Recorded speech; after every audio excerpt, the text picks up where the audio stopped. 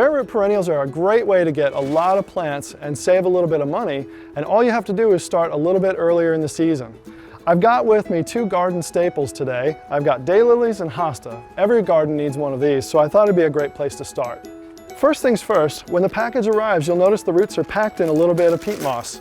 You want to take these out and individually check the roots to make sure that they look firm and healthy.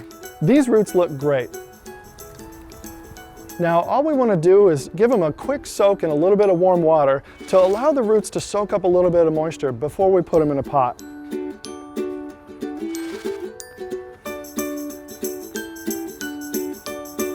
Now that the plants have been soaking for 30 minutes, it's time to get them into their pots so we can get them growing. We want to make sure that we plant these so that the little bit of foliage is just below the soil line.